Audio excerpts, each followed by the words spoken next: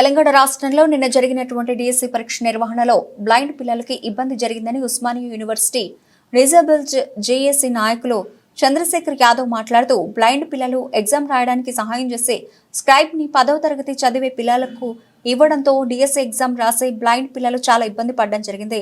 Technology update అయినా కూడా blinds కి ప్రత్యేక సాఫ్ట్వేర్ కి అనుగుణంగా క్వశ్చన్ పేపర్ తయారు చేయాలని తెలంగాణ రాష్ట్ర ప్రభుత్వాన్ని కోరారు. రేపటి నుండి జరిగే డిఎస్సి పరీక్ష నిర్వహణలో బ్లైండ్ పిల్లలకి సరైన అవగాహన ఉన్నటువంటి స్క్రైబ్ ని ఇవ్వాలని డిమాండ్ చేశారు. గతంలో అధికారులకు ఎన్నోసార్లు తమ సమస్యలను అధికారుల దృష్టికి తీసుకెళ్లినా నిమ్మకు నీరెత్తినట్లు వ్యవహరించారు. రేపటి నుండి జరిగే డిఎస్సి పరీక్షలో బ్లైండ్స్ కి ఎలాంటి ఇబ్బంది జరిగినా ఊరుకోనని ఉస్మానియా యూనివర్సిటీ రిజబుల్ జేఏసీ నాయకుడు చంద్రశేఖర్ యాదవ్ తెలంగాణ రాష్ట్ర ప్రభుత్వంపై డిఎస్సి పరీక్ష నిర్వహించే అధికారులపై మండిపడ్డారు. నా పేరు చంద్రశేఖర్ యాదవ్. నిన్న జరిగినటువంటి డిఎస్సి పరీక్షల్లో తెలంగాణ రాష్ట్రంలో బ్లైండ్స్ చాలా ఇబ్బందులు ఎదుర్కోవడం జరిగింది. నిన్న రాసినటువంటి డిఎస్సి పరీక్షల్లో బ్లైండ్స్ వాళ్ళు ఎగ్జామ్ రాసినప్పుడు వాళ్ళు బ్లైండ్స్కి సహాయకుడిగా ఇచ్చినటువంటి స్క్రైబ్ని 10వ తరగతి పిల్లలు ఇవ్వడం వలన చాలా ఇబ్బందులు ఎదుర్కోవడం జరిగింది. నాకు తెలంగాణ రాష్ట్రంలో ఉన్నటువంటి నిన్న జరిగిన ఏదైతే సెంటర్లో ఎగ్జామ్ జరిగిందో ఆ సెంటర్లో రాసినటువంటి వాళ్ళు నాకు ఫోన్ చేసి చెప్పడం జరిగింది, అన్న మేము ఎగ్జామ్ రాస్తూ ఉంటే చాలా ఇబ్బంది జరిగిందన్న, క్వశ్చన్ కూడా సరిగా చదవడానికి రావట్లేదన్న, చాలా ఇబ్బంది ఎదుర్కోవడం జరిగింది. ఈవెన్ వాళ్ళకి సిపిటి టెస్ట్ పైన అవగాహన కూడా లేదన్నా అని చెప్పేసి చెప్పడం జరిగింది. కంప్యూటర్ బేస్డ్ టెస్ట్ 10వ తరగతి పిల్లలకి ఏం తెలుస్తుంది? అక్కడ ఎగ్జామ్కి లాగిన్ అయ్యేటప్పుడు హాల్ టికెట్ నంబర్ కూడా కొట్టడానికి రావడం లేదు.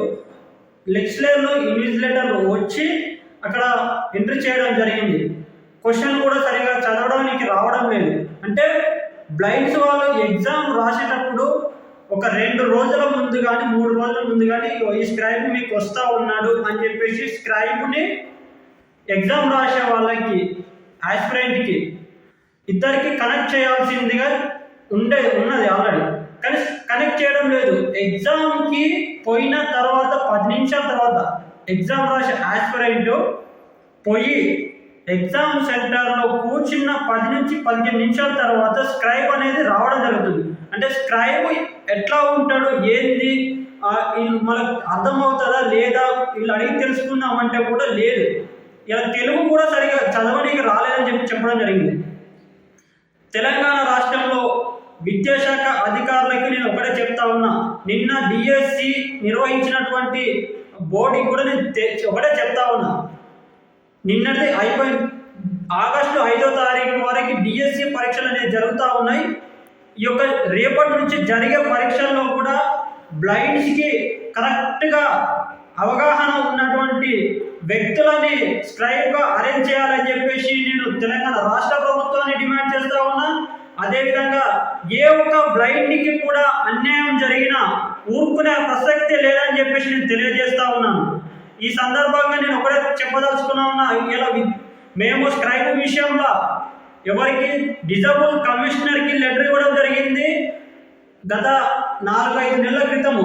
అండ్ ఎడ్యుకేషన్ డిపార్ట్మెంట్లో కూడా మేము రిప్రజెంటేషన్ ఇవ్వడం జరిగింది. ఇలా ప్రభుత్వ అధికారులకు కూడా బ్లైండ్స్ సమస్యల పైన మినిమం అవగాహన కూడా లేదు. ఎందుకు చేస్తున్నారు?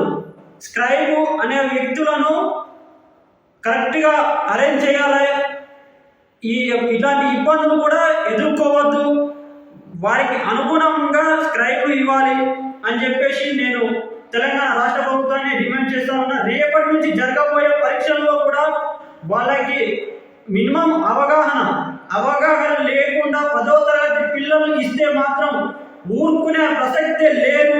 మాకు చాలా అన్యాయం జరుగుతూ ఉంది. ఇలా బ్లైండ్స్ వాళ్ళని ఎందుకు చిన్న చూపుగా చూస్తూ ఉన్నారు? వాళ్ళకి క్వశ్చన్ అర్థం కాకపోతే ఏం ఆన్సర్ పెడతాడు?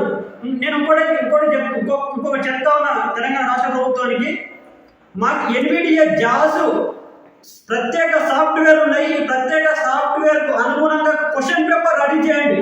క్వశ్చన్ పేపర్ రెడీ చేస్తే మా ఎగ్జామ్ మేమే రాసుకుంటాం. అండ్ ఇంకొకటి చెప్తున్నా, స్టడీ సర్కిల్ మా బ్లైండ్స్ వాళ్ళకి ప్రత్యేక స్టడీ సర్కిల్ ఏర్పాటు చేయండి, చేస్తే చాలా బాగుంటుంది.